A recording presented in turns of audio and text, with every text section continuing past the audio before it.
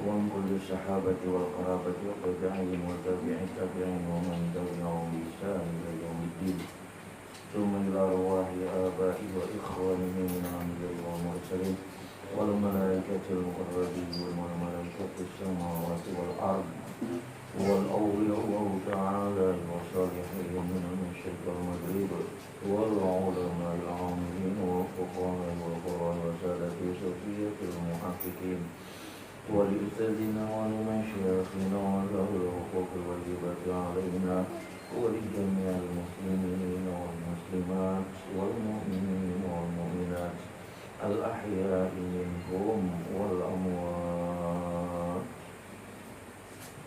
خصوصا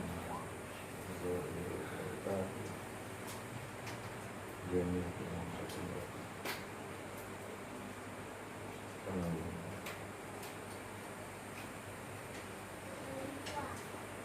بحق وببركة وبكرامة وبمعجزة وبمنزلة وبشفاعة وبحرمة محمد رسول الله صلى الله عليه وسلم شاول الله لهم الفاتحة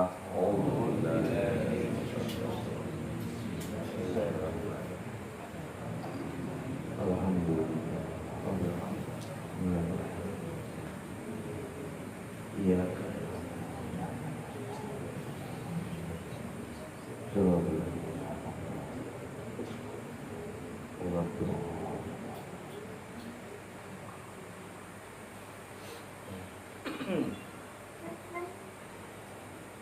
Bismillahirrahmanirrahim.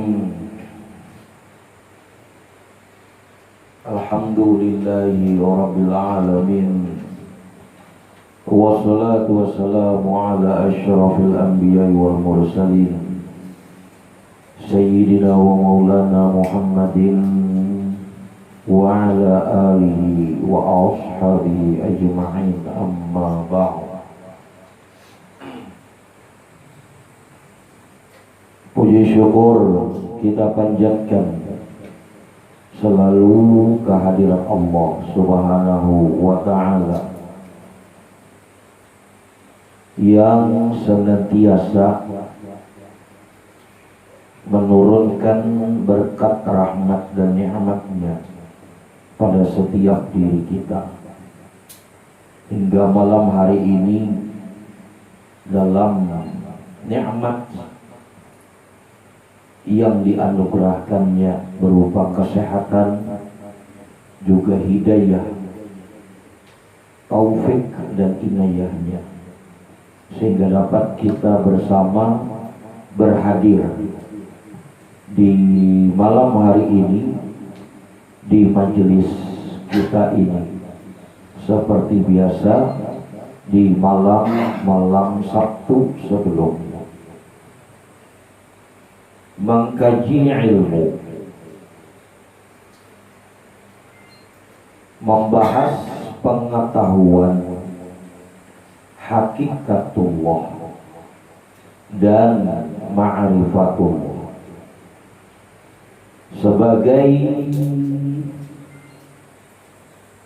bekal pada setiap diri untuk meningkatkan iman dan juga takwa dalam suatu keyakinan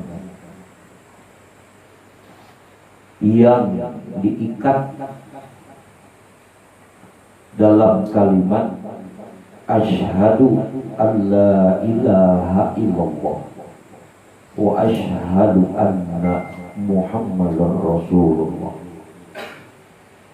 yang bermakna di dalam ikrar tersebut adalah penegasan bagi setiap diri hidup karena Allah, menjalani kehidupan pun karena Allah, dan mati pun karena Allah di dalam berkah Sayyiduna Muhammad Rasulullah Sallallahu Alaihi Wasallam. Salawat dan salam terhantarkan pula kepada junjungan kita baginda Nabi besar Muhammad Rasulullah sallallahu alaihi wasallam beserta para keluarga ahlul bait dan juga kepada para sahabat-sahabat, juga kepada sekalian umat pengikut-pengikut Rasulullah yang selalu di dalam cintanya, kerinduannya kepada Rasulullah sallallahu alaihi wasallam.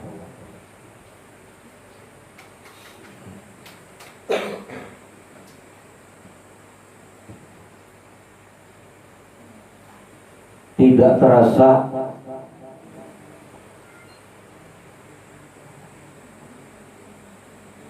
malam hari ini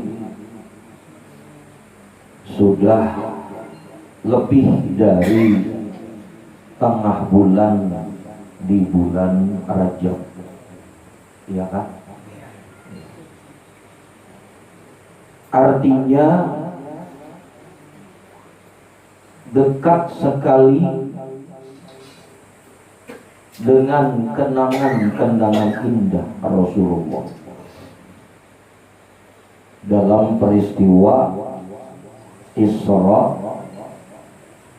Mi'raj baginda Nabi Muhammad sallallahu alaihi wasallam, yang umumnya diketahui oleh setiap umat muslim.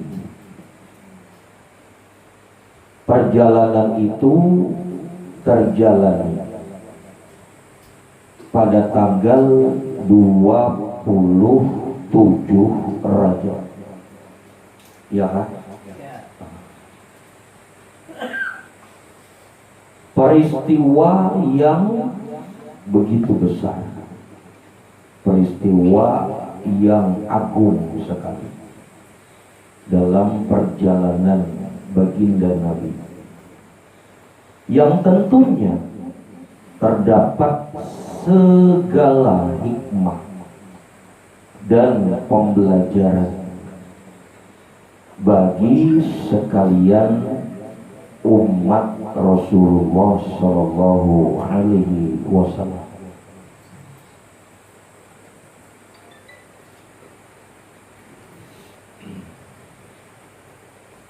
Secara lahiriah peristiwa itu terjadi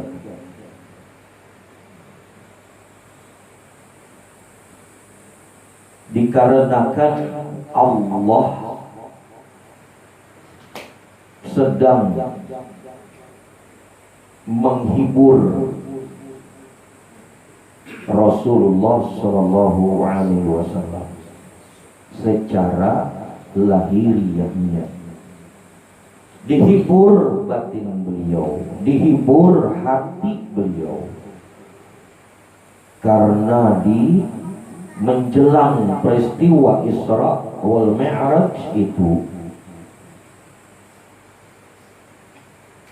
adalah tahun duka cita atau tahun kesedihan secara lahiriah bagi Rasulullah sallallahu alaihi wasallam, yakni dengan wafatnya dua orang yang sangat dicintai oleh Rasulullah, yakni paman beliau dan juga istri beliau.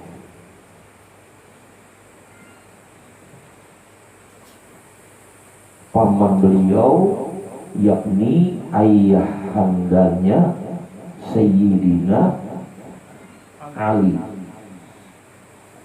karamallahu wajhah, yakni pamannya beliau yang bernama Abu Thalib, dan istri beliau yang bernama Khadijah Di tahun itu dua orang tersebut yang begitu besar perhatiannya, kepeduliannya di dalam menemani Rasulullah dalam perjuangan dan pengorbanan. Perjuangan dan pengorbanan.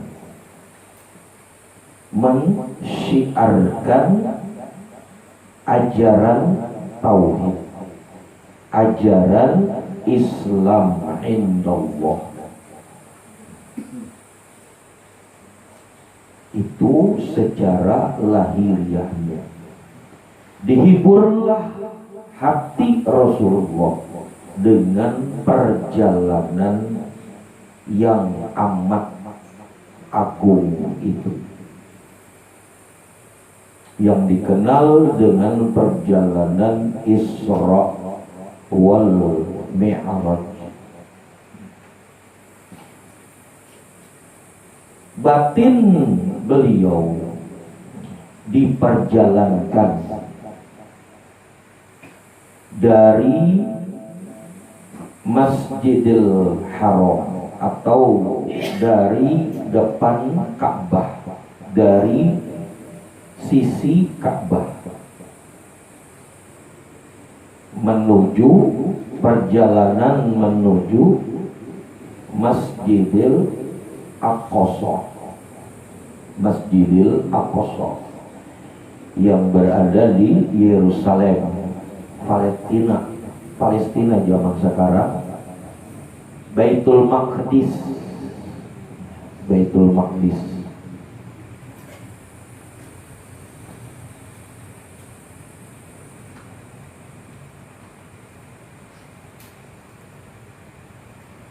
Itulah peristiwa yang dimana dikatakan Allah di dalam kalamnya bahwa diberkati sekelilingnya. Artinya dalam perjalanan Rasulullah itu, mulai dari Masjidil Haram sepanjang jalan dari Masjidil Haram sampai Masjidil Aqsa di Yerusalem di Palestina, sepanjang jalan itu penuh dengan keberkahan, artinya diberkati sekelilingnya. Jadi bukan hanya sekedar perjalanan, akan tetapi perjalanan Rasulullah tersebut juga menjadikan berkah sekelilingnya di sepanjang jalan itu. Barakna haulahu, diberkati sekelilingnya. Linuriyahu min ayatina. Nah, dalam peristiwa itu memberikan pelajaran dan hikmah bagi orang-orang yang berpikir, dan juga bagi mereka-mereka yang mengerti akan perjalanan sir. Karena perjalanan Isra wal Mi'raj baginda Nabi Muhammad Sallallahu Alaihi Wasallam adalah perjalanan sir. Perjalanan sir yakni perjalanan nur. Sir itu ya tiada lain nur. Maka dari Masjidil Haram menuju Masjidil Aqsa, bahkan Mi'raj. Mi'raj itu artinya naik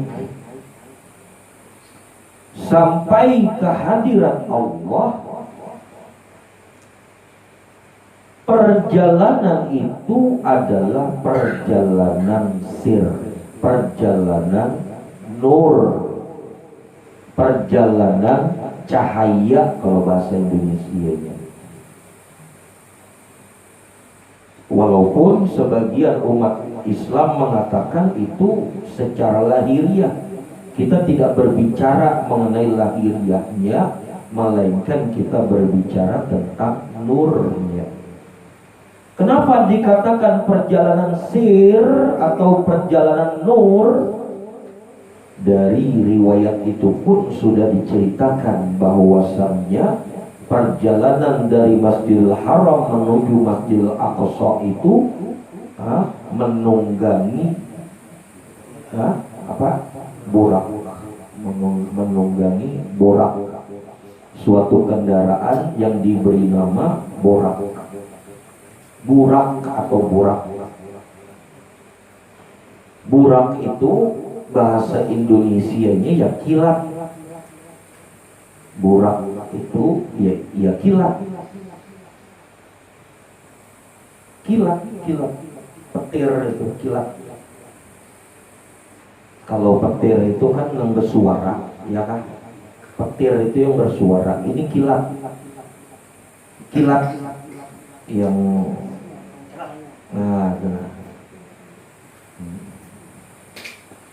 kilat itu ya cahaya, ya kan? Maka jelas sekali bahwa perjalanan tersebut adalah perjalanan nur atau perjalanan cahaya. Karena perjalanan baginda Nabi tersebut secepat kilat, secepat cahaya dari Masjidil Haram, secepat kilat atau secepat cahaya sampai di Masjidil Aqsa. Itu kalau jasadnya ikut, ya, jahirnya ikut. Itu kalau bahasanya orang Dayak, tekempal itu. Tekempal itu bahasa Dayak kan? Tekempal. Apa itu tekempal kan? Telempar. Nah ya kan, telempar. Saking cepatnya, saking lajunya.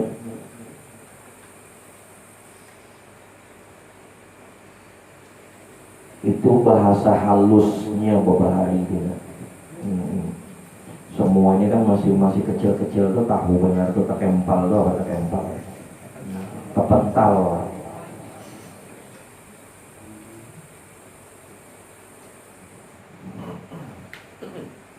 Tapi tidak dengan baginda Nabi, karena perjalanan itu adalah perjalanan sir atau perjalanan nur.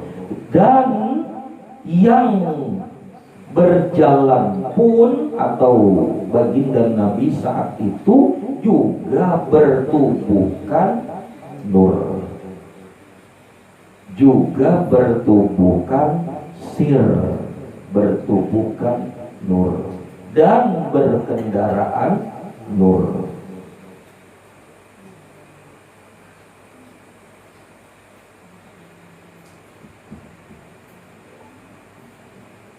Jadi kada ada masalah, biar aja sebagian mengatakan jahir batin jar, ujur juga kada salah juga, masing-masing ada dalilnya, masing-masing ada dalilnya.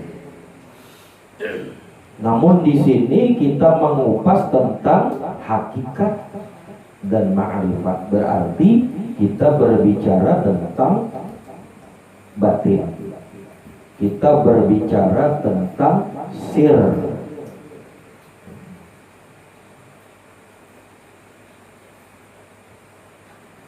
Rasulullah dikala itu bertubuhkan nur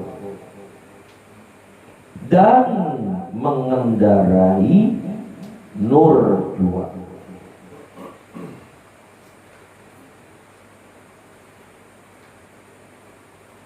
Kalau di dalam pembahasan hakikatnya, yang berjalan di kala itu, yang diperjalankan di kala yakni baginda Nabi Muhammad sallallahu alaihi wasallam. Beliau saat itu diperjalankan dengan bertubuhkan Ruhul Qudus. Ada sebutan yang dikatakan Ruhul Qudus atau Ruh Al-Quds, roh yang suci. Roh suci beliaulah yang diperjalankan. Roh suci beliaulah yang diperjalankan.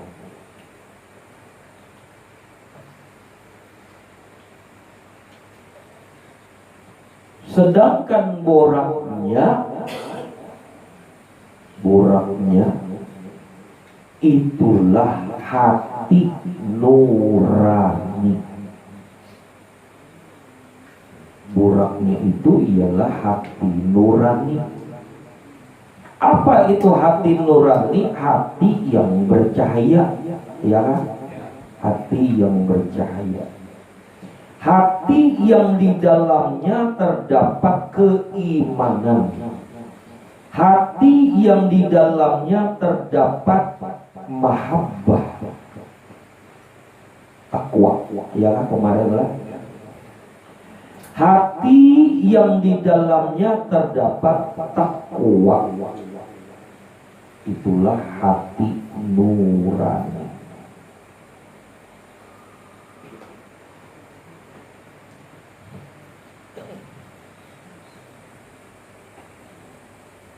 Diriwayatkan katanya berbentuk seperti hewan, seperti keledai bentuknya.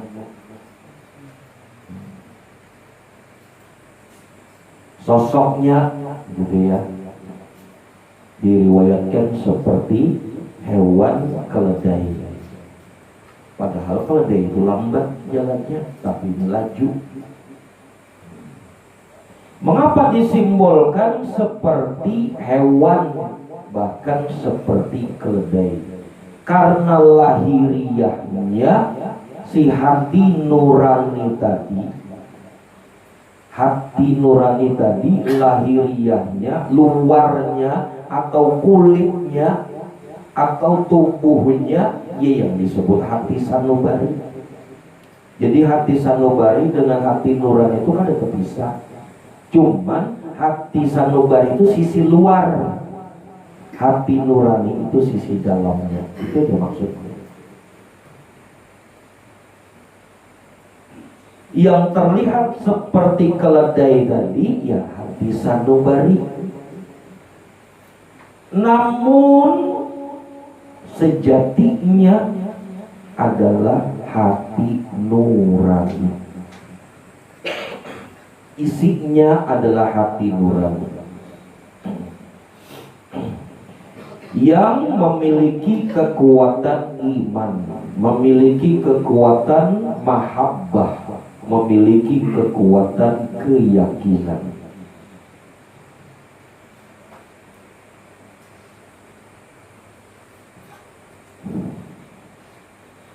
Berkaki 4 dalam riwayat.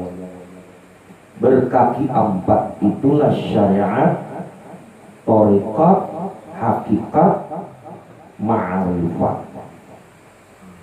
Ini pelajaran hakikatnya demikian.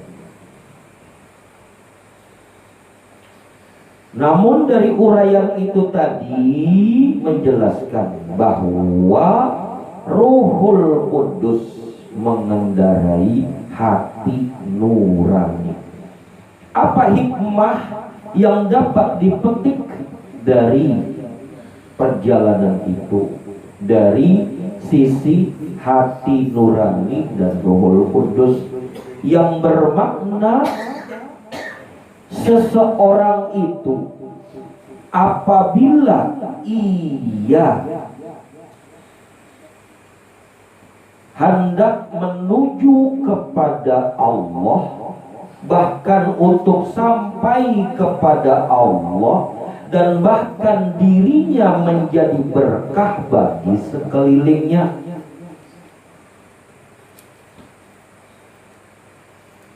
Barakna haulahu, kan tadi dikatakan diberkati sekelilingnya, ya kalau bagi mereka yang hendak menuju kepada Allah dan sampai ke hadirat Allah dan menjadi diri yang berberkah sehingga terberkati sekelilingnya, maka hendaknya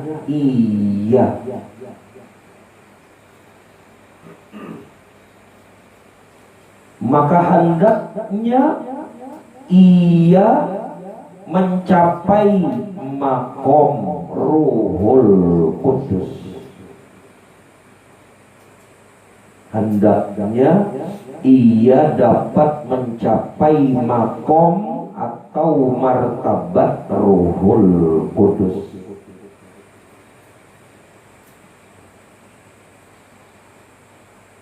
Dengan menaiki kendaraan, yakni hati nurani.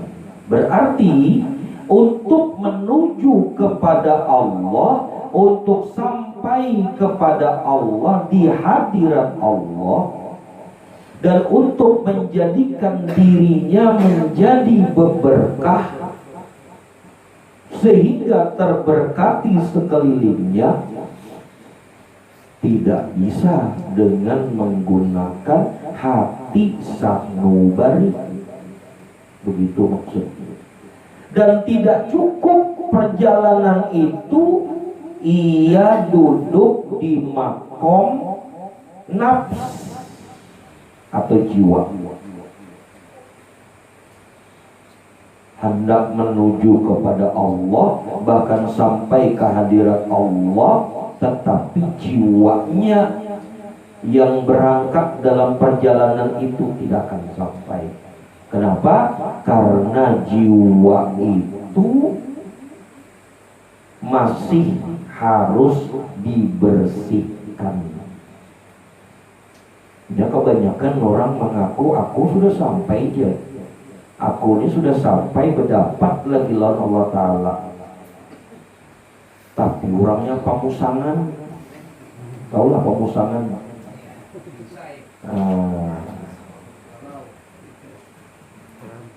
Sedikit-sedikit kusang hatinya, sedikit-sedikit galau jiwanya,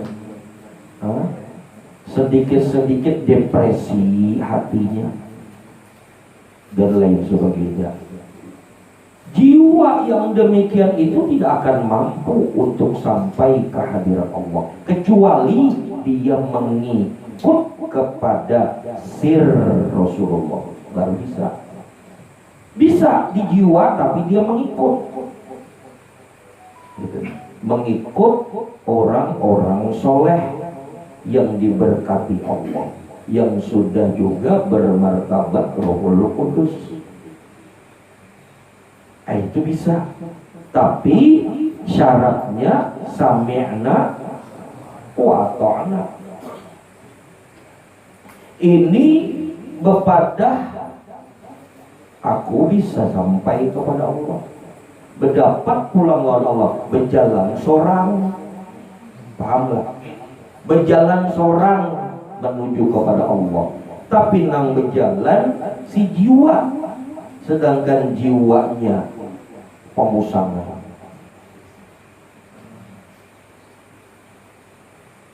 Maka berarti dia berhayal. Itu namanya bahayal, jangan saja. Karena inya bahayal jadi hayau itu Pak, sudah. Bahayau kesana kemari, disangkannya sampai di hadirat Allah, sekalinya taguring di bak sampah.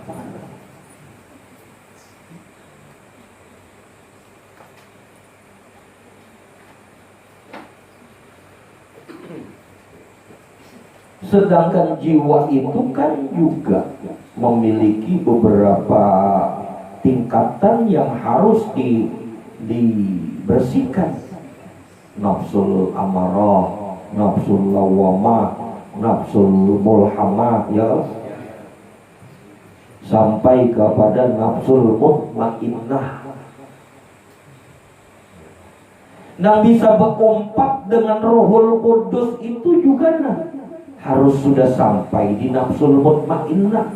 Itu syaratnya. Kalau masih di nafsul amarah, ini ada kawa berumpat di Rohul Kudus, berumpat di kantongnya Rohul Kudus itu ada kawa. Kenapa? Karena dia masih berposisi di nafsul amarah. Amarah bukan amarah. Kita kadang salah tafsir. Nafsul amarah aja. Berarti ini nafsu yang suka marah-marah ini gitu kan? Bukan. Bukan nafsul amarah, bukan nafsul amarah. Maksudnya kedirian, keinginan yang suka memerintah dirinya itu namanya nafsul amarah.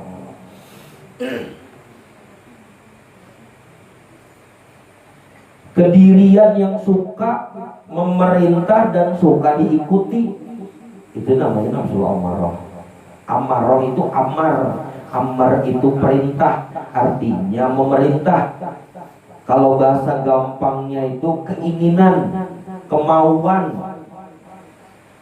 banyak maunya. Nah, itu banyak maunya, mau ini, mau itu, mau ini, mau itu, macam-macam. Itu namanya nafsul amarah.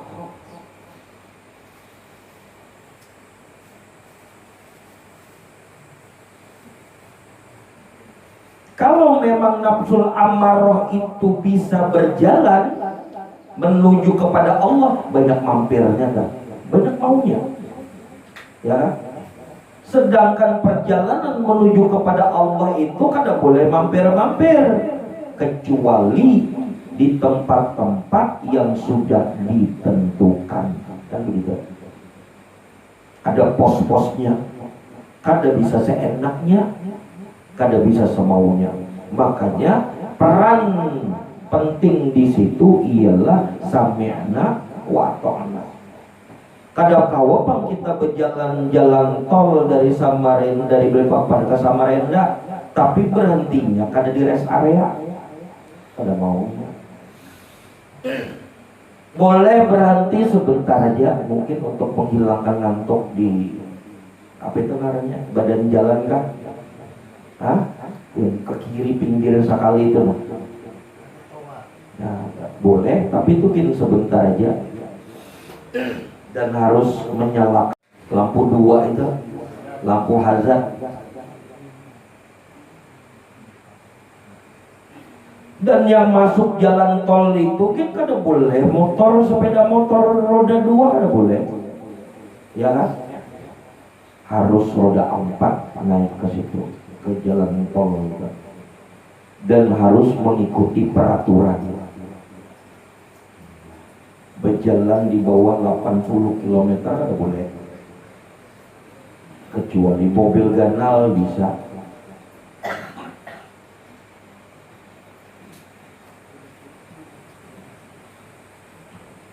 Bagi para pejalan-pejalan rohani, nah ini pesannya tadi. Bagi para pejalan-pejalan rohani yang berjalan menuju kepada Allah untuk sampai ke hadirat Allah, maka hendaknya ia di awal yakni mengikut kepada Ruhul Kudus, roh yang suci.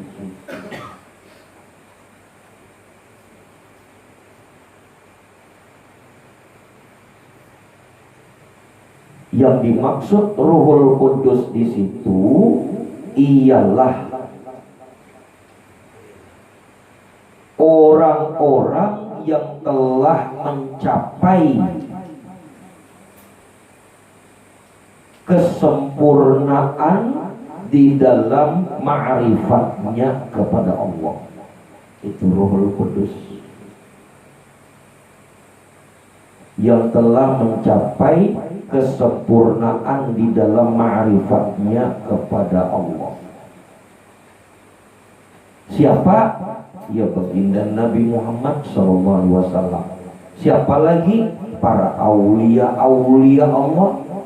Siapa lagi? Para arif billah. Siapa lagi? Mereka-mereka yang dikehendaki Allah, dikehendaki Rasulullah sebagai warasatul anbiya. Maka di awal sekali perjalanan untuk menuju kepada Allah mengikut kepadanya. Mengikut. Dari Masjidil Haram menuju Masjidil Aqsa, mengikut dulu.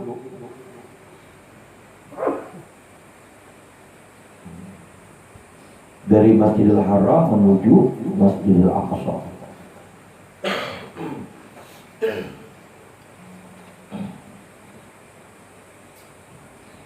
Masjidil Haram itu maknanya ya tauhid. Maknanya adalah tauhid.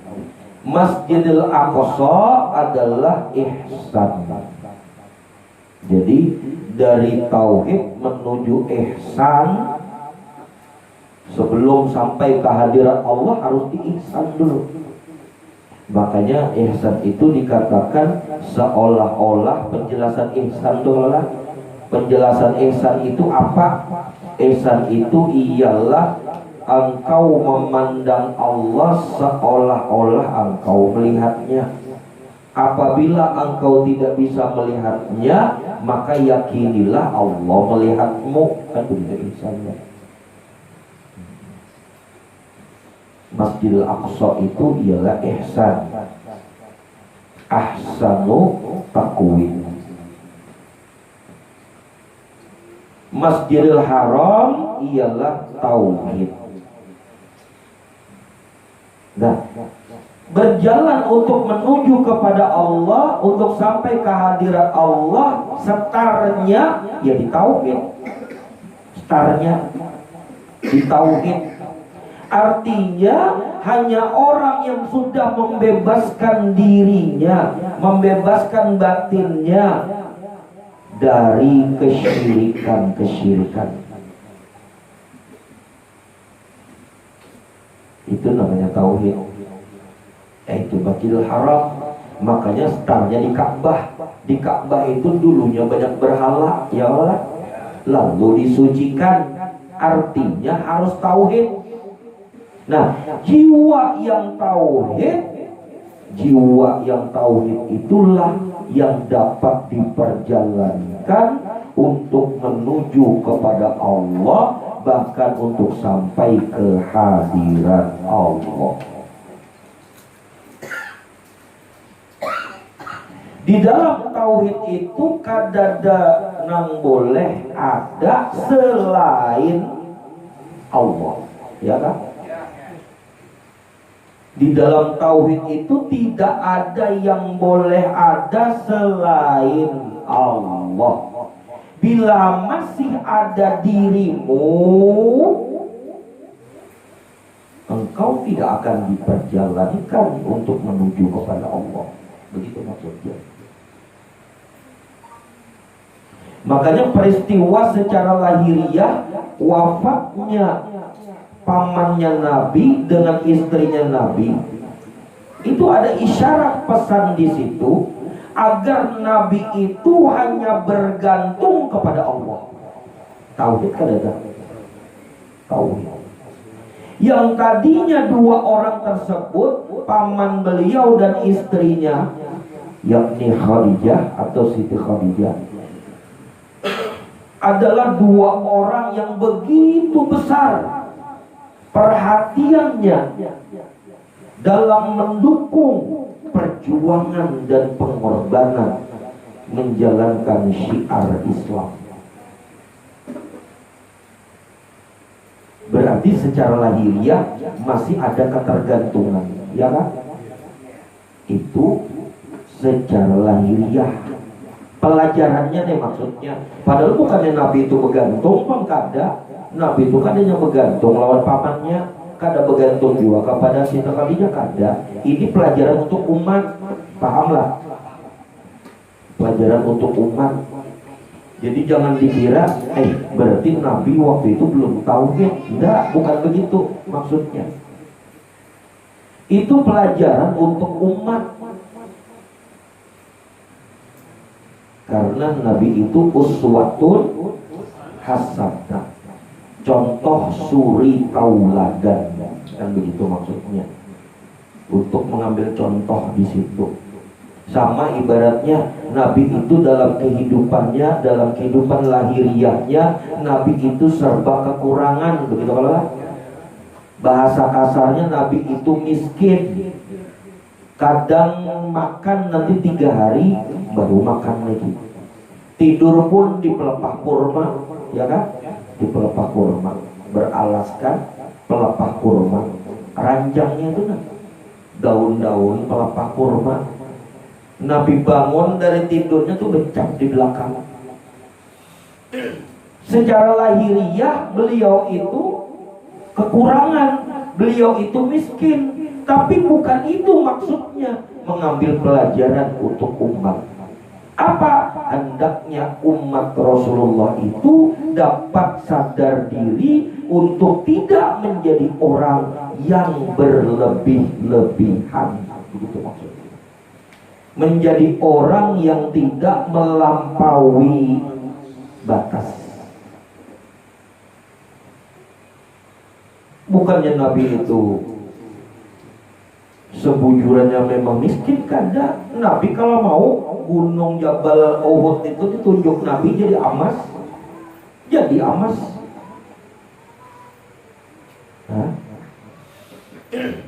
Nabi itu Jabal Uhud kalau beliau tunjuk jadi emas Nabi kan. Cuma beliau kada mau, ya kan? Nah. Jadi ambil contohnya, ambil hikmahnya. Maka itulah isyaratnya kenapa Rasulullah diperjalankan setarnya dari Masjidil Haram, setarnya dari Ka'bah, untuk menuju Allah, untuk sampai bertemu Allah di hadirat Allah. Setarnya adalah di Masjidil Haram. Arti Masjidil Haram itu tempat sujud yang disucikan. Haram. Haram itu disucikan dari segala sesuatu apapun yang mengotori tauhidnya, yang menodai tauhid, itu disucikan dari hal-hal seperti itu. Makanya disebut Masjidil Haram.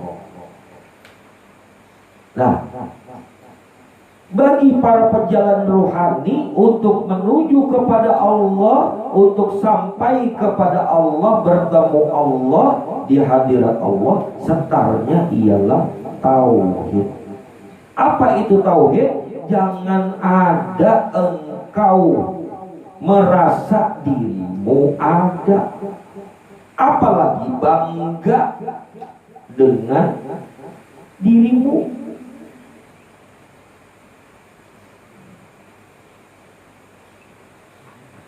Manusia itulah bungul, lamunnya bangga lawan dirinya, padahal kotorannya berbau, ya kan? Kenapa bangga? Bedakian pulang, mata betahi mata, ya kan? Kuping betahi kuping, hidungnya betahian juga. Apa yang dibanggai? Itu terkadang terjebaknya manusia itu di situ. Bagaimana bisa sampai kepada Allah? Dia bangga dengan dirinya sendiri, padahal dirinya kada ada apa-apanya.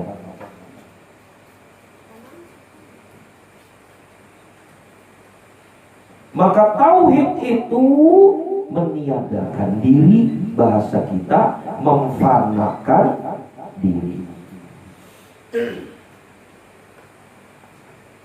Start dari Masjidil Haram, start dari Ka'bah, yakni start dari makom tauhid, meniadakan dirimu, memfanakan dirimu, dan meyakini yang ada hanya Allah. Memfanakan dirimu dengan melalui proses fana fil mursyid, fana fil rasul, fana fillah.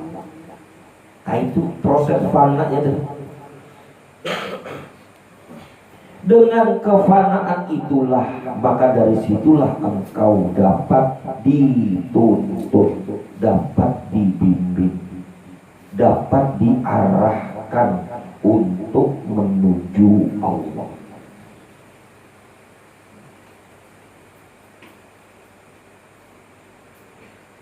Dari Masjidil Haram menuju Masjidil Aqsa.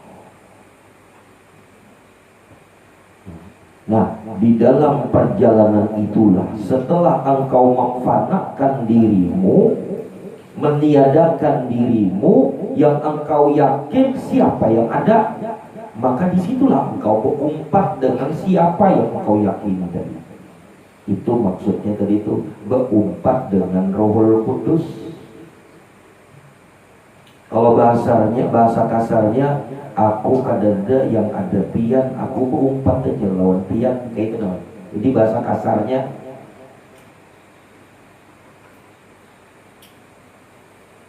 ya Rasulullah, pian aja lagi nang bujur-bujur dapat membawa ulun ke hadirat Allah. Ulun kada kawak berjalan sorang, kan kayak gitu kan. Ulun kadada pian nang ada, pianlah nang membawa untuk sampai ke hadirat Allah. Itu dalam keyakinannya itu demikian.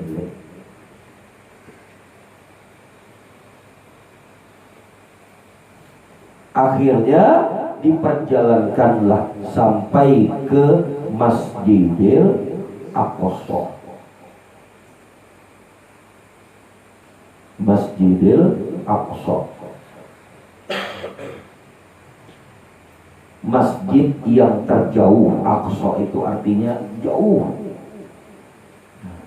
Karena saat itu hanya dua tempat, ya, Masjidil Haram, Masjidil Aqsa.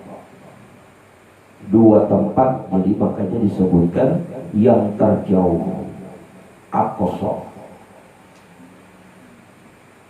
Posisinya, tepatnya ia di dekat Baitul Maqdis, yang dulu riwayatnya dibangun oleh Nabi Daud dan Nabi Sulaiman.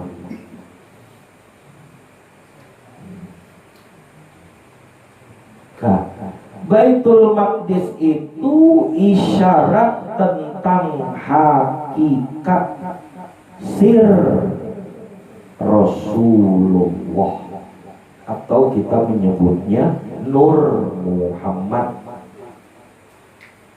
Kita menyebutnya Nur Muhammad. Itu isyarat daripada Masjidil Aqsa. Masjidil Haram tadi isyarat tentang tauhid, di mana engkau harus fana, ya kan?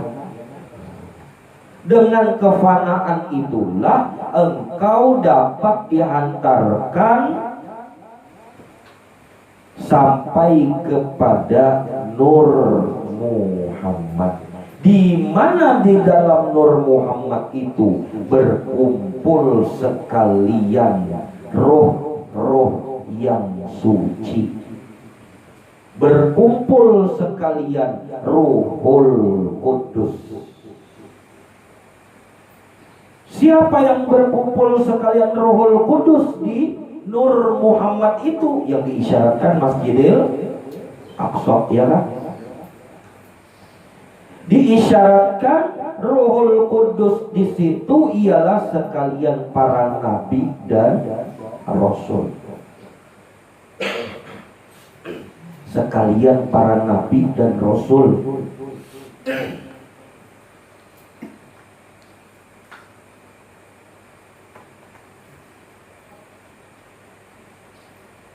Berarti 25 orang lah, kada sedikit benar.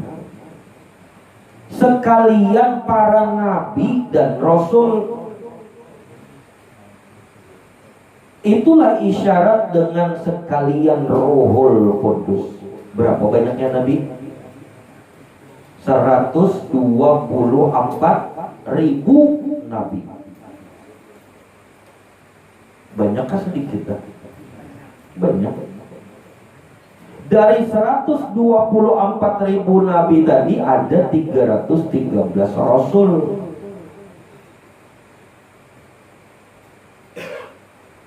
Terkumpul jadi satu di situ. Isyarat tentang sekalian Ruhul Qudus. Isyarat tentang sekalian para aulia-aulia Allah. Isyarat tentang sekalian para wali-wali Allah. Isyarat tentang sekalian para arif billah. Isyarat daripada sekalian para warasatul anbiya.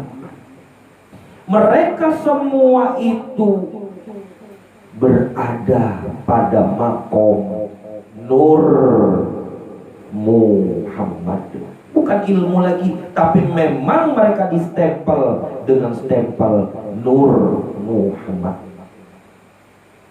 Kalau kita masih sekadar belajar, kalau kita masih sekadar meyakini, oh pada diriku ini Nur Muhammad. Kita para penuntut ilmu, para pembelajar ilmu dari segala penjuru dunia, di mana-mana orang belajar. Bukan di WTQ aja, Pak, di mana-mana. Orang-orang belajar di mana-mana, yang belajar macam-macam tadi masih di makom meyakini bahwa pada dirinya ada Nur Muhammad. Itu sudah luar biasa. Itu sudah luar biasa.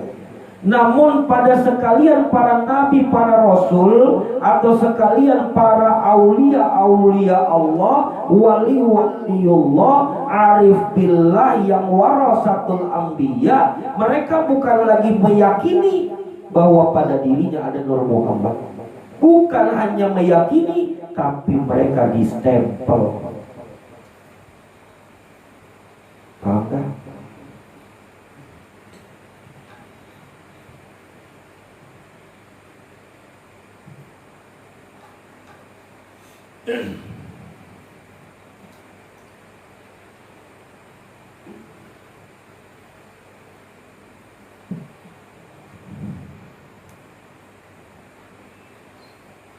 Nah, lalu kemudian ketika kita atau siapapun sudah mendapatkan pembelajaran ilmunya bahwa pada dirinya ada Nur Muhammad, lalu kemudian dia meyakininya tanpa ada keraguan-raguan bahwa pada dirinya ada Nur Muhammad. Mereka yang sudah mengetahui ilmunya dan juga meyakininya tanpa adanya keraguan-raguan bahwa pada dirinya ada Nur Muhammad, maka berarti mereka itu sudah berada di wilayah Masjidil Aqsa.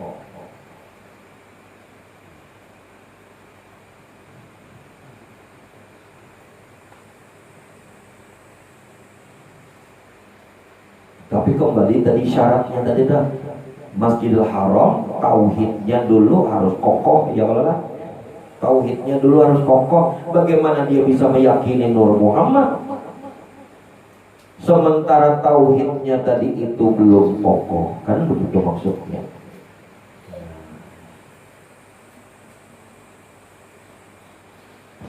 Tapi insya Allah kita berataan nih semua nih sampai bang sudah di Masjidil Aqsa. Nah, kenapa? Karena kita semua sudah dibekali pembelajaran pengetahuan termasuk pemakaian ilmu, baik tentang kefanaan maupun sampai kepada peleburan ke dalam Nur Muhammad. Ya. Jadi berataan insya Allah sampai di Masjidil Aqsa, tinggal naiknya lagi, tinggal naiknya. Sebab untuk naik Mi'raj kan harus di Masjidil Aqsa, ya kan? Untuk sampai di Masjidil Aqsa setarnya di Masjidil Haram, ya kan? Untuk sampai kepada hadirat Allah setarnya di Masjidil Aqsa. Nah, untuk perjalanan menuju kepada Allah, untuk sampai ke hadirat Allah, dia mesti terhubung,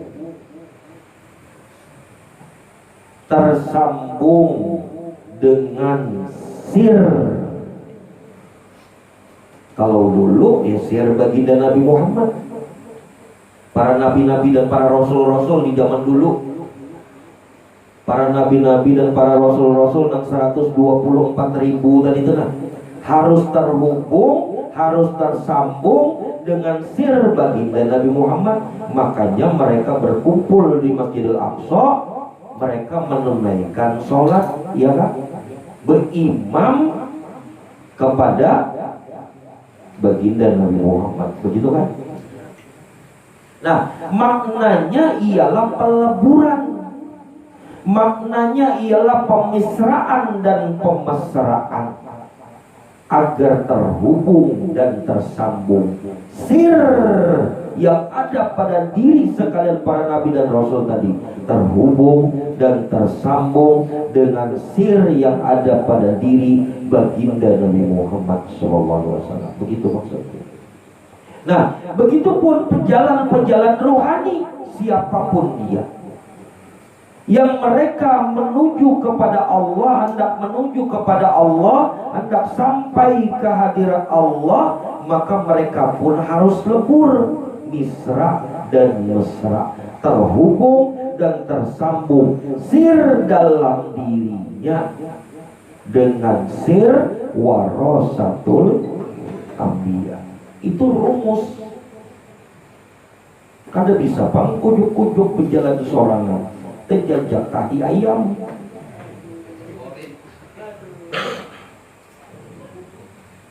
Habis dimakan si koreng di akhirnya, maka bertaring. Nah, setelah peleburan itulah, setelah misra dan mesra, terhubung dan tersambung sir dalam dirinya dengan sir warasatul anbiya, baru bisa naik ke atas, baru bisa melanjutkan perjalanan menuju Allah sampai ke hadirat Allah. Kalau dalam pembahasan ilmu beberapa waktu-waktu lalu sudah sering diuraikan, aku kadada pian nam ada, ya lah. Aku lebur ke dalam diri pian, sehingga diriku berada dalam liputan pian. Kan kayak itu ceritanya. Kalau dirumuskan,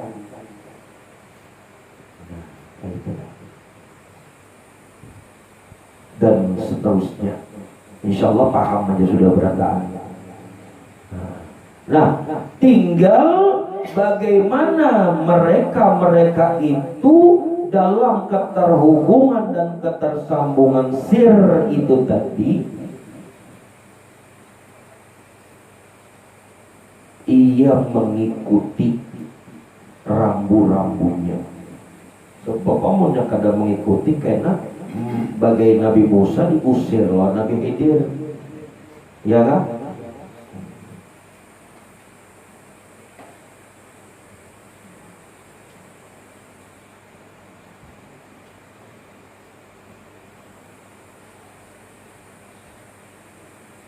Jadi Masjidil Haram ialah makom tauhid, tentang bagaimana seseorang memfanakan dirinya.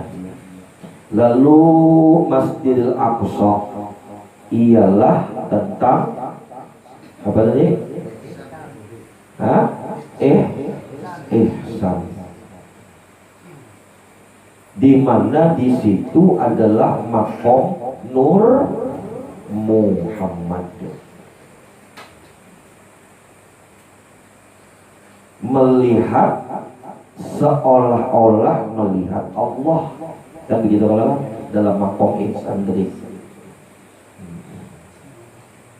Bila engkau tidak dapat melihat Allah, maka yakinilah Allah melihatmu. Nah, di situ makom Nur Muhammad. Nur Muhammad. Nah, nanti setelah sampai waktunya, al-yakin datang dalam diri. Al-yakin itulah yang disebut tarikan. Kalau bahasa kita pemakaian.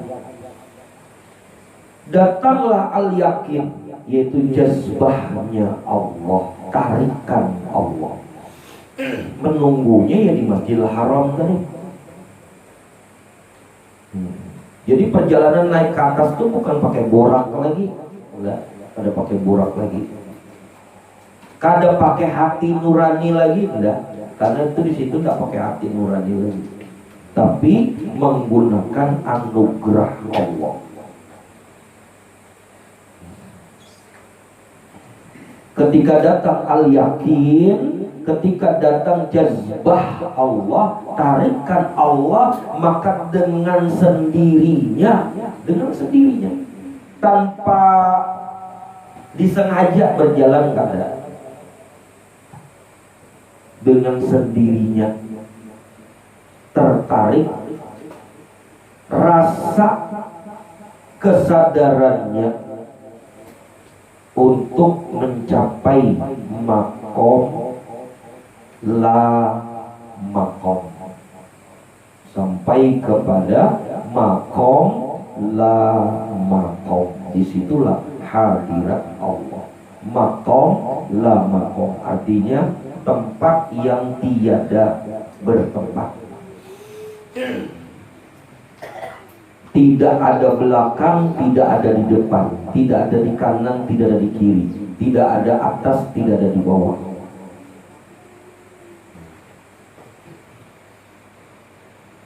Itu makom la makom, di luar daripada alam.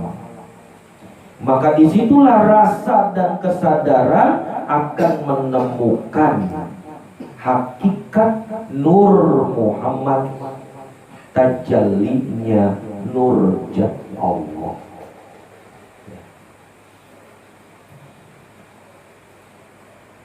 Mereka semua yang nantinya berpulang ke rahmatullah dalam keadaan husnul khotimah,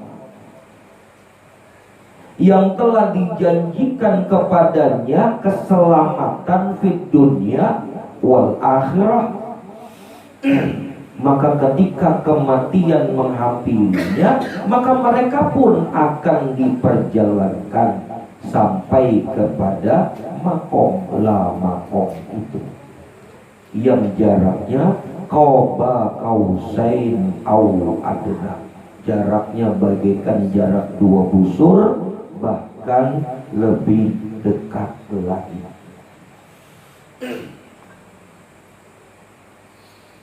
Maka itulah yang diisyaratkan oleh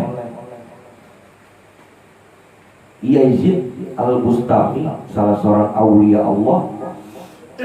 Kata beliau, ketika aku sampai di sana, Ketika aku sampai di sana, aku tidak melihat lagi diriku ada. Itulah makom. Disitulah pertemuan dua nur dalam satu nur, yaitu nur Rasulullah dan nur Jatullah. Dua nur di dalam satu nur. Kata Abu Yazid Al-Bustami, ketika aku telah sampai di sana, aku tidak lagi melihat diriku ada. Nah, itulah yang dalam penjabaran ilmu, ini penjabaran ilmunya yang sudah berulang-ulang kali dipelajari, disitulah makom akunya Allah.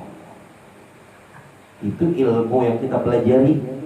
Tapi mengenai rasa kesadaran, ya tunggu ditarik, pahamlah. Kada boleh aku maksudnya aku tadi merasakan kada menyadari juga belum. Tapi ilmunya tahu, alhamdulillah, begitu lah. Sudah tahu ilmunya, alhamdulillah, tinggal menunggu tarikannya.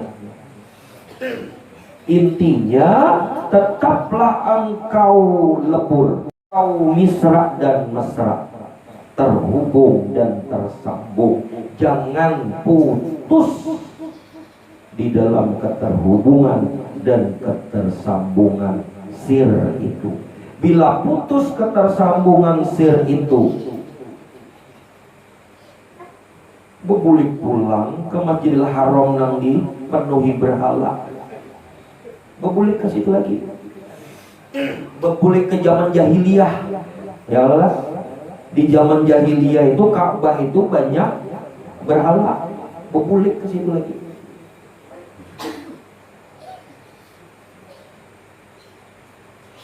Jadi bila dikatakan perjalanan menuju kepada Allah, tidak ada jalan untuk kembali. Oh, begitu kan? Kalau mau keyakinannya itu kayak gitu kan? Ketika sekali aku berjalan menuju kepada Allah, tidak ada jalan untuk kembali. Itu harus diyakini. Berarti harus jalan terus, ya kan? Harus maju terus. Kenapa? Karena tidak ada jalan untuk kembali.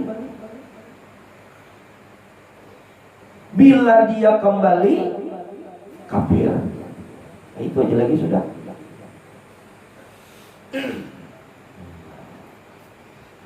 Maka itulah hikmah daripada peristiwa kenangan terindah daripada perjalanan baginda Nabi dalam peristiwa Isra wal Mi'raj.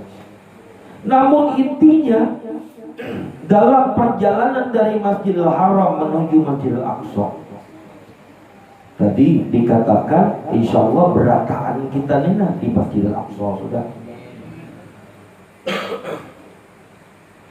Maka siapa-siapa yang sudah berada di Masjidil Aqsa, sudah berada pada makom ihsan, sudah berada dalam keyakinan dan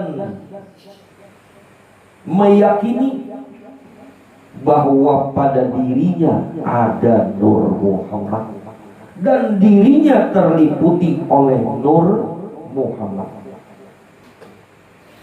Mereka itu sadar atau tidak sadar, mereka itu sudah menjadi berkah bagi dirinya sendiri. Sadar atau tidak sadar. Bila engkau sadar dirimu sudah menjadi berkah, jangan bangga, pahamlah, dan jangan sombong. Sadarkah engkau? Tidak sadarkah engkau? Maka siapa yang sudah bermakom pada makom ihsan, sudah meyakini bahwa dirinya dalam liputan Nur Muhammad dan pada dirinya ada Nur Muhammad, sadar atau tidak sadar, dirinya sudah berberkah. Maka siapa yang ada di sekelilingnya pun akan terikut berkah.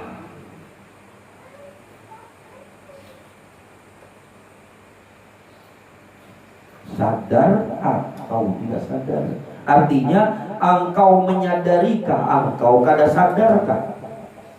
Engkau mengetahuikah, engkau kada mengetahuikah? Tapi engkau sampai di situ, pahamlah? Sampai di Masjidil Aqsa tadi, engkau tahukah atau engkau kada tahukah? Kada apa-apa.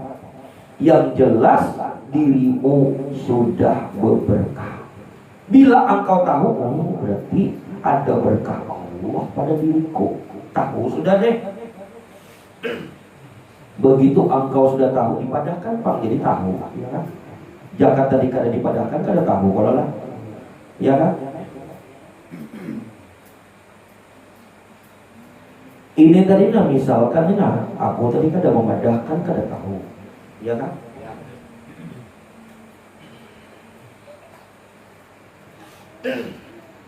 Berarti bocor rahasianya sudah nih, hah? Bocor sudah rahasianya, sudah dipadahkan. Kan tadi dipadahkan, insya Allah nena kita berataan nena sampai sudah di Masjidil Aqsa, ya kalau satu sudah kebocor rahasia.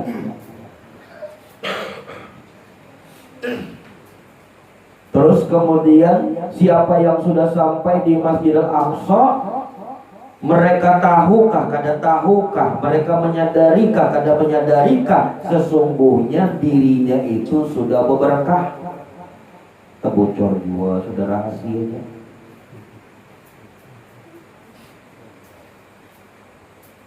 Bila kalian sudah tahu, jangan bangga. Amunnya bangga dicabut berkahnya. Ya Allah itu gampang aja mencabut berkah kita. Kenapa jangan bangga? Itu berkahnya Allah, bukan berkahmu. Ya Allah. Kenapa kamu bangga? Amunnya hendak bangga, bangga kepada Allah. Kayak itu ceritanya. Kamu nikah bangga lawan dirimu seorang, luput. Nah. Amunnya sudah tahu, jangan bangga dan jangan sombong. Dan apabila engkau sudah tahu bahwa dirimu itu berkah, dan orang-orang yang ada di sekitarmu, yang ada di sekelilingmu, insya Allah pun menjadi berberkah. Maka berarti tebarkan rahmat ke sekelilingmu. Jadilah rahmatan lil alamin.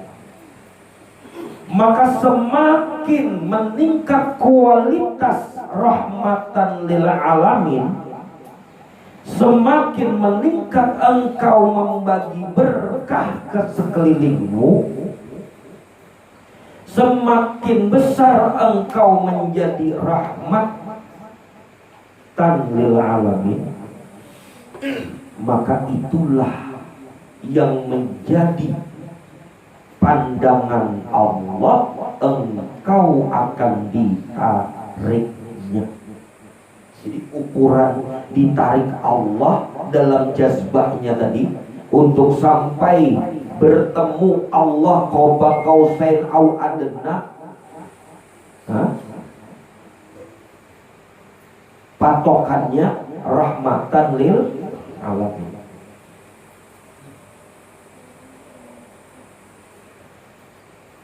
Bila engkau semakin besar kualitas rahmatan lil alaminmu, berbagi berkah kepada sekelilingmu, maka itulah yang akan menjadi pandangan bagi Allah. Engkau akan ditarik untuk sampai ke hadirat Allah.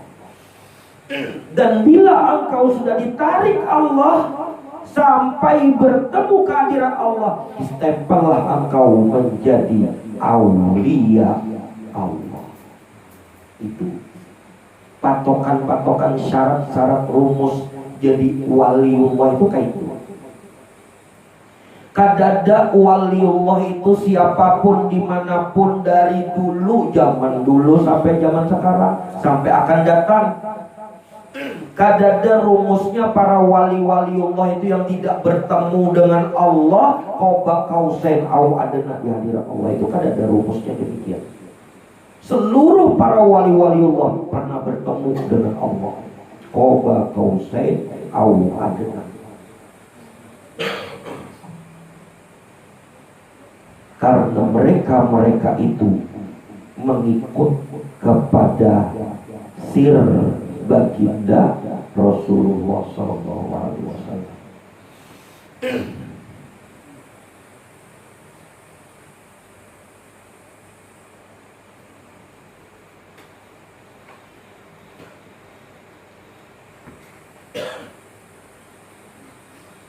Lalu kesimpulannya,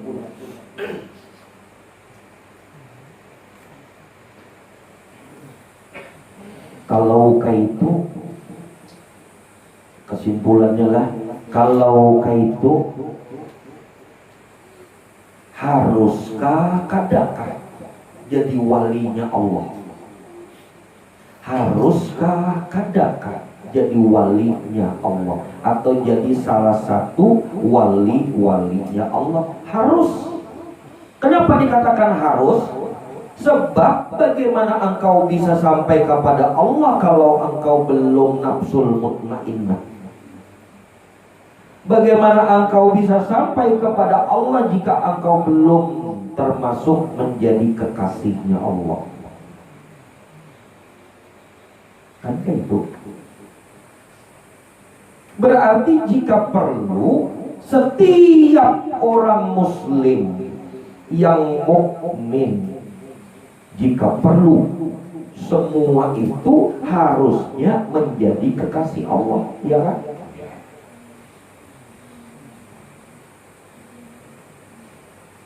Bagaimana mungkin engkau bisa mati di dalam husnul khotimah?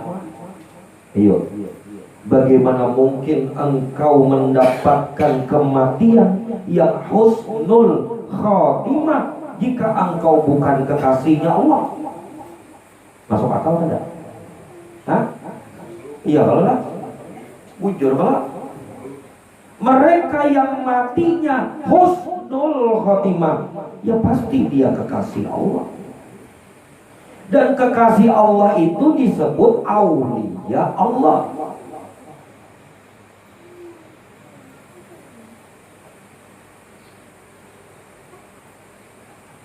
Maka berarti harus menjadi kekasihnya Allah, harus menjadi salah satu dari aulia Allah.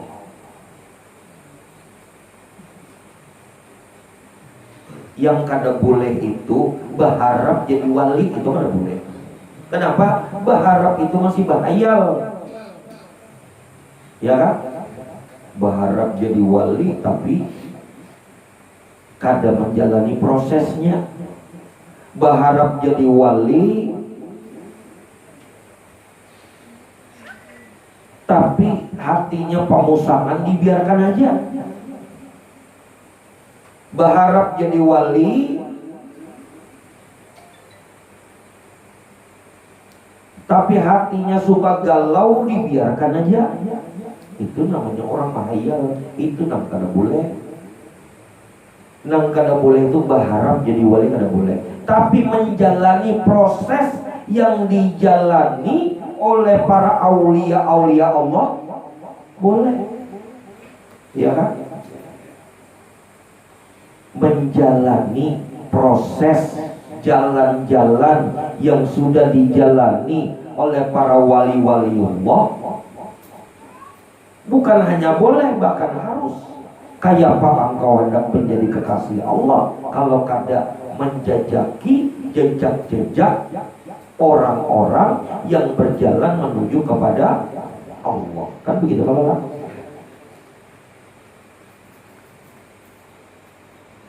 Jadi kesimpulannya tadi,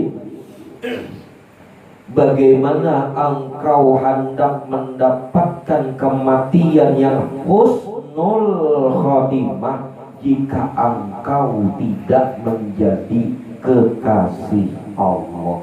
Kekasih Allah itu ialah aulia Allah atau wali-walinya Allah. Dan aulia-aulia Allah atau wali-wali Allah itu ada dua tingkatan umumnya. Ada tingkatan umumnya, dua tingkatan umumnya. Ada aulia, sebagian besar aulia dan waliullah. Sebagiannya ada aulia atau waliullah yang dia disestempel setelah bertemu dengan Tuhannya. Dan yang sebagian lagi ada mereka yang wali-waliullah, aulia-aulia Allah, mereka belum atau tidak mendapatkan stempel dari Allah, tapi dia mendapatkan stempel dari warasatul anbiya. Itu ya. Sama aja tuh waliullah juga, tapi stempelnya dari warasatul anbiya. Kalau istilah kita nih ibarat aja contoh di dalam organisasi pemerintahan dan lain sebagainya, ada yang disestempel dari kepala kelurahan, ada yang disestempel dengan wakil kepala kelurahan, kayak gitu. Atas persetujuan kepala kelurahan, ya kan? Tapi nama baris stempel si wakilnya tadi atas persetujuan kepala kelurahan, kayak itu dah.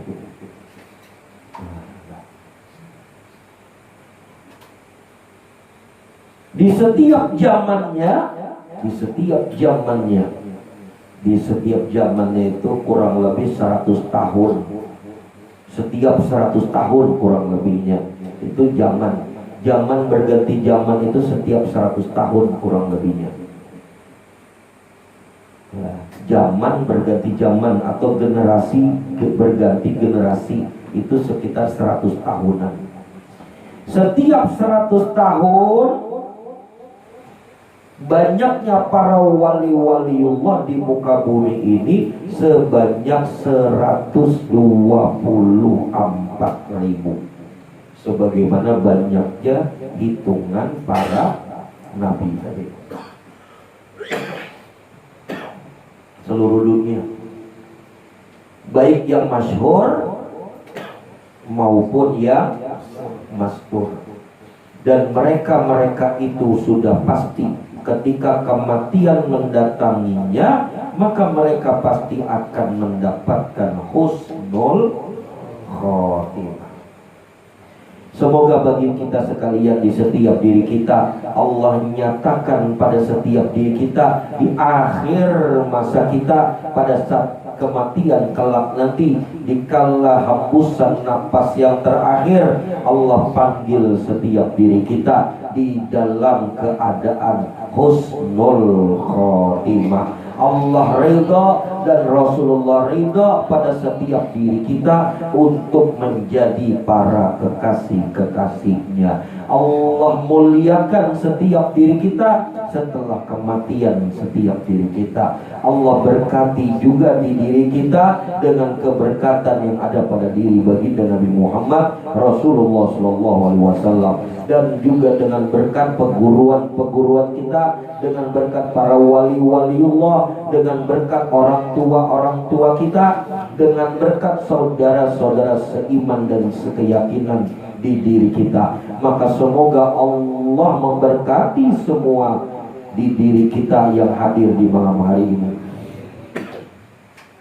Barakallahu fikum. Cukup sekian apa yang tersampaikan di malam hari ini. Semoga menjadi penerang kalbu dan penerang jiwa di setiap diri kita untuk terus melanjutkan perjalanan menuju Allah, untuk sampai kepada kehadiran Allah, sehingga kelak di yaumil akhir kita semua dapat bertemu dan berkumpul dengan Sayyidina baginda Muhammad Rasulullah SAW. Barakallahu fikum, barakallahu fikum, barakallahu fikum ajmain. Allahumma sholli ala Muhammad. Allahumma sholli ala rasulika sayyidina Muhammad. سيدنا وحبيبنا وأشرفنا وذرتنا وبركتنا مولانا محمد